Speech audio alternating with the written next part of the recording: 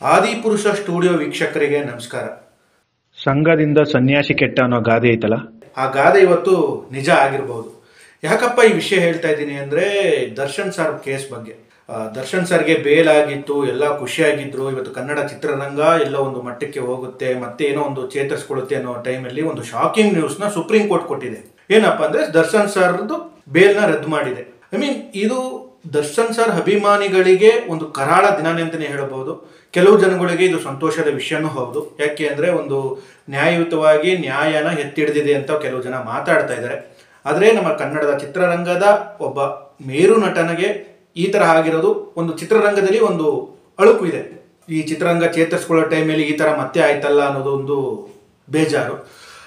ಏನೇನು ಮಾಡೋಕ್ಕಾಗಲ್ಲ. ಕೋರ್ಟು, ನಮ್ಮ ನ್ಯಾಯ ದೇವತೆಗಳು ಏನು ತೀರ್ಪು ಕೊಡ್ತಾರೆ ಅದೇ ಇದು. ಇಲ್ಲಿ ಏನಂತ ಹೇಳಿದ್ರೆ, ಇಲ್ಲಿ ಸಾಮಾನ್ಯ ವ್ಯಕ್ತಿನೂ ಒಂದೇ ನ್ಯಾಯ, ಸೆಲೆಬ್ರಿಟಿಗೂ ಒಂದೇ ನ್ಯಾಯ, ಯಾರಿಗಾದ್ರೂ ಒಂದೇ ನ್ಯಾಯ ಅನ್ನೋದ ನಮ್ಮ ಸುಪ್ರೀಂ ಕೋರ್ಟ್ ಇವತ್ತು ಎತ್ತಿ ಹಿಡಿದಿದೆ.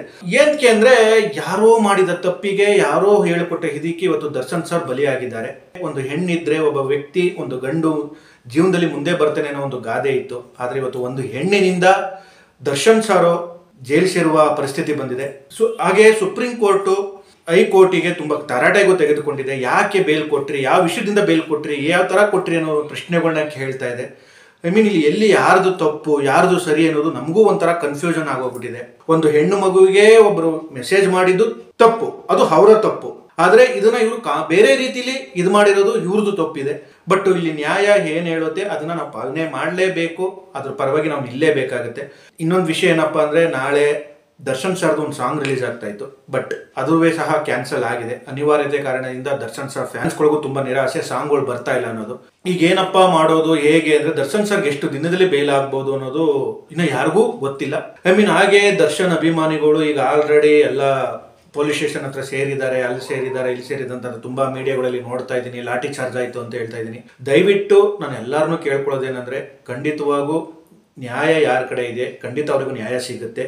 ದಯವಿಟ್ಟು ಎಲ್ಲೂ ಗಲಭೆಗಳನ್ನ ಮಾಡಿ ದರ್ಶನ್ ಸರ್ಗೆ ಮತ್ತೆ ತೊಂದರೆ ತರಬೇಡಿ ಅಂತ ನಾನು ಕೇಳ್ಕೊಳ್ಳೋದಕ್ಕೆ ಇಷ್ಟಪಡ್ತಾ ಇದ್ದೀನಿ. ಯಾಕಪ್ಪ ಅಂದರೆ, ನೀವು ಒಂದೊಂದು ಹಾಕೋ ಒಂದೊಂದು ಪೋಸ್ಟು, ಒಂದೊಂದು ಇದು ಬೇರೆ ಥರದಲ್ಲೇ ಹೋಗ್ತಾ ಇದೆ. ಅದು ಅಂದರೆ, ಯಾರೋ ಮಾಡಿದ ತಪ್ಪಿಗೆ ಯಾರೋ ಏನೋ ಆಗ್ತಾ ಇದೆ. ಅದು ಬೇಡ ಅನ್ನೋದು ನನ್ನ ಒಂದು ರಿಕ್ವೆಸ್ಟು. ಯಾಕೆಂದರೆ, ನೀವು ಒಂದು ಪೋಸ್ಟ್ ಹಾಕ್ತೀರಾ, ಅದು ನಿಮ್ಮ ಮೇಲೆ ಕೇಸ್ ಆಗುತ್ತೆ, ಮತ್ತೆ ನೀವು ಜೈಲಿಗೆ ಹೋಗ್ತೀರಾ, ನೀವು ಪೊಲೀಸ್ ಸ್ಟೇಷನ್ ಮೆಟ್ಲು ಹತ್ತಬೇಕಾಗುತ್ತೆ. ಆವಾಗ ನಿಮ್ಮನ್ನ ಬಿಡಿಸೋದಕ್ಕೆ ನಿಮ್ಮ ಫ್ಯಾಮಿಲಿ ಎಷ್ಟು ಕಷ್ಟಪಡಬೇಕಾಗುತ್ತೆ ಅನ್ನೋದು ನೀವು ಯೋಚನೆ ಮಾಡಬೇಕಾಗುತ್ತೆ. ದಯವಿಟ್ಟು ದರ್ಶನ್ ಸರ್ ಅಭಿಮಾನಿಗಳಲ್ಲಿ ಕೇಳ್ಕೊತಾ ಇದ್ದೀನಿ, ಯಾರೂ ದಯವಿಟ್ಟು ಕೆಟ್ಟದಾಗಿ ಕಾಮೆಂಟ್ನ ಮಾಡೋಕ್ಕೆ ಹೋಗಬೇಡಿ. ಯಾರು ಏನೇ ಕಾಮೆಂಟ್ ಮಾಡಲಿ, ಯಾರು ಏನೇ ಹಾಕಿದ್ರು ದಯವಿಟ್ಟು ನೀವು ಸೈಲೆಂಟಾಗಿ ಇದ್ದುಬಿಡಿ ಅಂತ ನಾನು ಕೇಳ್ಕೊತೀನಿ.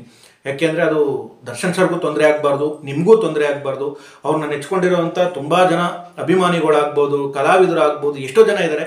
ಅವ್ರು ಯಾರಿಗೂ ತೊಂದರೆ ಆಗಬಾರ್ದು ಅಂತ ನಾನು ಕೇಳ್ಕೊತಾ ಇದ್ದೀನಿ. ಥ್ಯಾಂಕ್ಸ್.